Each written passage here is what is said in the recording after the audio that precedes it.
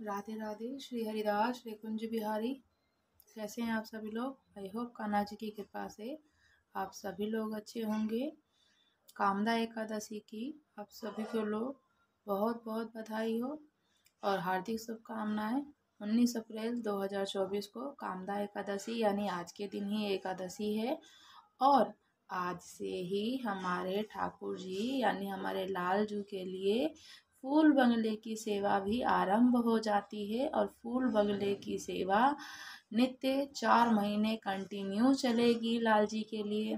तो जितना हो सके आप लाल जी को फूल बंगले की फूलों की सेवा करें और फिर उनको खूब अच्छे से बहुत सारे फूल हों, ओरिजिनल फूल, ताकि लाला को खूब ठंडक ठंडक सी मिले और खूब सुगंधित रहें। तो इसी तरीके से फूल बंगले की सेवा करें। अभी हम लाला को स्नान करा रहे हैं और इसके बाद में आज से ही हम आरंभ करेंगे लाला जी की फूल बंगले की सेवा और साथ ही साथ में इनकी हम कामदा एकादशी के व्रत की कथा को भी पढ़ेंगे। व्रत की कथा तो आप सभी को पता है कि हर एकादशी कितनी शुभ होती है। तो हर एकादशी को बहुत करने वाले करते ही हैं। हम लोग भी करते हैं भाई एकादशी का व्रत। पर जब से मेरी तबीयत खराब है तो एकादशी का व्रत मेरा नहीं हो पा रहा है। अभी हाल फिलहाल तबीयत बिल्कुल डाउन है। ठीक है, हाल फिलहाल में मेरी तबीयत बिल्कुल ख़राब चल रही थी। आप सभी को लोगों को पता ही है, जैसे कि सर्जरी से हुई हूँ। अभी मेरी सर्जरी हुई थी तो जैसे तैसे करके रिमूव हो रहा है। सॉरी, रिमूव नहीं, थोड़ा सा रिकवर हो रहा है और मैं धीरे धीरे से अब सेवा करना प्रारंभ कर चुकी हूँ। लाल जी की करती हूँ सेवा, धीरे धीरे अब स्टार्ट कर रही हूँ, क्योंकि अभी तक कितने दिनों से अच्छे से हमारे लाल जी की सेवा नहीं हो रही थी। ठीक है, तो मैंने अब सोचा कि बहुत टाइम हो ही गया है, रिकवर भी हो रहा है, तो चलो अब क्यों ना अपने काम पे लग जाए। हम ठाकुर जी की सेवा, जो मेरी भाग में था वो तो मेरे साथ हुआ ही और प्रभु की कृपा है कि बस ठीक हूँ। और बस मन तो दुखी होता ही होता है, ऐसा है नहीं कि मन नहीं दुखी होता है। आज भी मन बहुत दुखी होता है, विचलित हो जाता है। मैं फिर बस प्रभु से मेरा झगड़ा भी चलता ही है, द्वंद्व चल रहा है मेरा लगातार और ये चलता रहेगा। ये हमारे आपस की भक्त की और प्रभु के बीच की बात है, तो वो चलती रहेगी कंटिन्यू ऐसे ही। तो अभी मैं श्री जी के वस्त्र चेंज करा रही हूँ। जैसे कि ठाकुर जी के वस्त्र तो हम चलो चेंज करा लेते हैं सामने, पर श्री जी की वस्त्र को सबके सामने चेंज नहीं कराना चाहिए, पर्दे में ही करना चाहिए। तो अभी मैंने स्नान करा के अब इनको वस्त्र धारण करा रही हूँ उनकी। अभी मैं चेंज कर रही हूँ नेपी वगैरह। और तो चलिए हम आरंभ कर देंगे जब तक कि कामदा एकादशी के व्रत की कथा। तो ये देखिए हमारी श्री जी का स्नान हो गया है। स्नान के बाद में इनको वस्त्र धारण भी करा दिए हैं मैंने। ठीक है, अब मैं इनको यहाँ कृष्ण के साथ बिठा दूंगी, विराज रही हैं। तो अभी हम लोग स्टार्ट करते हैं अपनी कामदा एकादशी के व्रत की कथा। तो चैत्र मास की अमावस को हमारे जो भारत में होता है भाई, देखो हर तरह के व्रत त्योहार और छोटी सी छोटी चीज़ों को बड़े हर्षोल्लास के साथ तो मनाते ही मनाते हैं। और ठाकुर जी की हर एक साल में हर एक महीने में 2 एकादशी आती ही आती है, सभी को पता है। तो हर 2 एकादशी को व्रत करते हैं और जो नहीं कर पाता है तो साल में एक एकादशी निर्जल एकादशी होती है तो उसको कर लें वो अगर, तो उनको पूर्ण रूप से फल प्राप्त हो जाता है। तो हर एकादशी की कथा तो मैं आपके साथ में ही बाँचती ही हूँ। तो अभी हम कामदा एकादशी के व्रत की कथा आरंभ करते हैं। तो ये कामदा एकादशी यानी कि 19 अप्रैल 2024 यानी आज के तिथि को ही है और आज कामदा एकादशी ही है और फूल बंगले की भी सेवा शुरू है। तो कथा को हम आरंभ करते हैं। अभी जैसे कि चैत का माह चल रहा है, चैत चल रहा है ना, जैसे कहते हैं कि चैत में ही आती है कामदा एकादशी। तो नवरात्रों के बाद आने वाली जो चैत्र की शुक्ल पक्ष की एकादशी को ही हम कामदा एकादशी कहते हैं। और अपनी कामनाओं की पूर्ति के लिए कहा जाता है कि इस दिन भगवान विष्णु जी को ही समर्पित होता है। वासुदेव जी के पुत्र हैं हमारे श्री कृष्ण जी, और उनका पूजन विधि पूर्वक जो करते हैं तो उन्हें पूर्ण रूप से फल प्राप्त होता है हर एकादशी का व्रत का।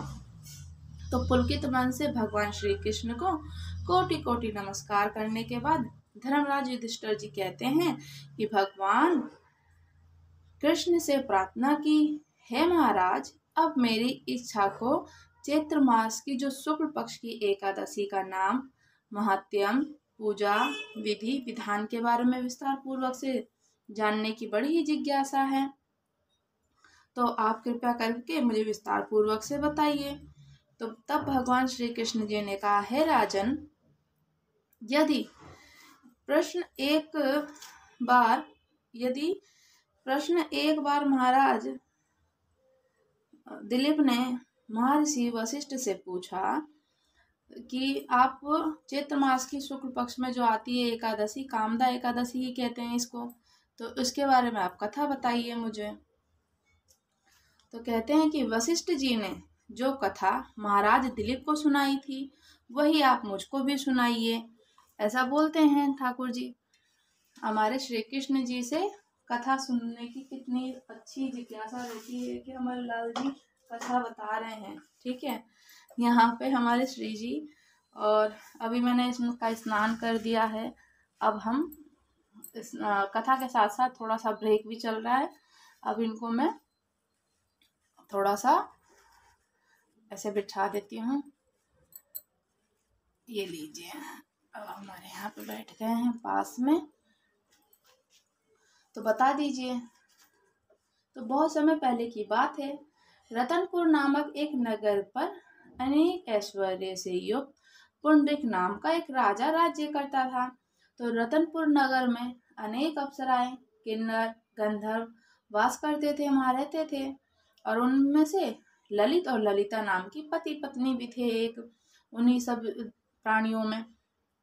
तो उन दोनों ने अत्यंत स्नेह तथा थोड़े समय के लिए भी अलग नहीं होते थे वो दोनों, और जब अलग होते थे तो बहुत ही व्याकुल हो जाते थे। तो एक समय पुंडरीक की सभा में अन्य गंधर्वों के सहित ललित भी गाना गा रहा था, और गाते गाते उसको अपनी प्रियतम ललिता का ध्यान आ गया। तो इससे ध्यान भंग हो गया। अब तो ज्ञान गायन का स्वरूप बिगड़ गया। अब तो ठीक है, जैसे भजन कीर्तन चलता है तो ऐसे किसी का याद आ गया, उनको अपनी पत्नी की याद आई, तो अब गायन बिगड़ गया। तो ललित के मन का भाव जानकर कारकुट नाम का नाग ने पद भंग होने का कारण राजा से कह दिया। तब पुंडरीक ने क्रोध पूर्वक कहा कि तू मेरे सामने गाता हुआ अपनी स्त्री को याद कर रहा है, तू कच्चा मांस और मनुष्य को खाने वाला राक्षस बनकर अपने किए कर्म का फल भोगेगा। तो पुंडरीक ने जब ये श्राप दिया तो ललित उसी समय विकराल राक्षस हो गया, श्राप लग गया। उसका मुख अत्यंत भयंकर, नेत्र सूर्य और चंद्रमा की तरह प्रदीप्त हो गए, और मुख से अग्नि निकलने लग गई। अब तो सिर के बाल पर्वत पर खड़े वृक्षों के समान हो गए, भुजाएं अत्यंत लंबी हो गई, और इसी प्रकार उसका शरीर 8 योजन लंबा हो गया। राक्षस बनकर अनेक प्रकार के दुख भोगते हुए जंगल में भटकने लग गया। तब तो उसकी स्त्री ललिता भी अत्यंत दुखी होकर उसके पीछे पीछे भटकती रही। अब तरह तरह से विलाप करती रही। वह अपने पति के उदारता का उपाय भी सोचती रहती थी कि अब मैं कैसे उनको इस कष्ट से मुक्ति दिलाऊं। तो एक दिन ललिता अपने पति के पीछे पीछे चलते हुए विंध्याचल पर्वत पर श्रृंगी के आश्रम तक पहुंच गई, और श्रृंगी ऋषि ने ललिता को देखकर पूछा, हे देवी, तुम कौन हो और यहाँ किस लिए आई हो? तो ललिता बोली, मुनिवर, मेरा नाम ललिता है। मेरा पति राजा पुंडरीक के श्राप से भयानक और विशालकाय राक्षस बन गया है। इसका मुझे बहुत दुख है, तो मेरे पति के उद्धार का कोई उपाय बतला दीजिए। तो ऋषि बोले, हे गंधर्व कन्या, अब चैत्र शुक्ल एकादशी आने वाली है, जिसका नाम कामदा एकादशी है। उसका व्रत करने से मनुष्य के सब कार्य सिद्ध हो जाते हैं। यदि तू कामदा एकादशी का व्रत करके उसके पुण्य को अपने पति को तो राजा का पति को दे देगी तो राजा का श्राप अश्वमेध शांत हो जाएगा। हाँ, और पति तेरा शीघ्र ही राक्षस योनि से मुक्त हो जाएगा। तो अब चैत्र की शुक्ल एकादशी, कामदा एकादशी ललिता ने व्रत किया और द्वादशी को ब्राह्मणों के सामने अपने व्रत का फल अपने पति को देती हुई भगवान से प्रार्थना करने लगी, हे प्रभु, मैंने जो ये व्रत किया है इसका फल मेरे पति देव को प्राप्त हो, जिससे वह राक्षस योनि से मुक्त हो जाए। एकादशी का फल देते ही उसका पति राक्षस योनि से मुक्त होकर अपने पुराने स्वरूप में वापस हो जाता है और पुनः अनेक प्रकार के सुंदर आभूषणों से युक्त होकर ललिता के साथ वहीं पे विहार करने लगता है। तो उसके पश्चात वे दोनों एक दिव्य विमान में बैठकर स्वर्गलोक को चले गए। वशिष्ठ मुनि ने आगे कहा, हे राजन, इस व्रत को विधि पूर्वक करने से समस्त पापों का नाश हो जाता है तथा राक्षस आदि की योनि से भी छूट हो जाती है। तो संसार में इसके बराबर कोई दूसरा व्रत है ही नहीं। एकादशी कोई भी हो अच्छे से करनी चाहिए और सभी को करनी चाहिए। और हर एकादशी के व्रत की कथा को पढ़ने से सुनने से ही ना तो वाजपेयी यज्ञ का फल प्राप्त हो जाता है। जैसे कि मानो 100 यज्ञ यज्ञ का फल जो मिलता है हमें वो फल मिलता है। तो ये थी चैत्र की शुक्ल पक्ष की एकादशी, कामदा एकादशी। और सभी को राधे राधे। श्री हरिदास श्री कुंज बिहारी। अब हैं हमारे यहाँ ठाकुर जी, जो देखो स्नान वगैरह करके बैठ गए हैं। अब इनको थोड़ा सा मैं इत्र लगा दूंगी। इत्र में इनको अच्छा लगता है, ठाकुर जी को स्नान करने के बाद तो इत्र लगाना चाहिए। और आपने हमारे चैनल को सब्सक्राइब नहीं किया है तो प्लीज़ सब्सक्राइब कर लीजिएगा और सब्सक्राइब के साथ साथ ही लाइक भी कीजिएगा, शेयर भी कीजिएगा, कमेंट करके भी बताइएगा कि कथा कैसी लगी आपको और आगे आप कौन सी कथा सुनना चाहेंगे। और ठाकुर जी की आप फूल बंगले की सेवा है जो अब से हम आरंभ करेंगे। तो जैसे जैसे मैं आरंभ करूँगी मैं आपके साथ साथ शेयर करती रहूँगी। ठीक है, राधे राधे। श्री हरिदास श्री कुंज बिहारी। ये देखिए अभी मैं थोड़ा सा ब्रेक ले लिया था, फिर से मैंने फूल अर्पित कर देती हूँ। अभी हमारे बाग में थोड़े से यही फूल हुए हैं तो मैंने सोचा क्यों ना मैं इन्हें ले करके इनको समर्पित कर दूँ ठाकुर जी को। ठीक है, अब मैंने यही फूल ले लिए थे।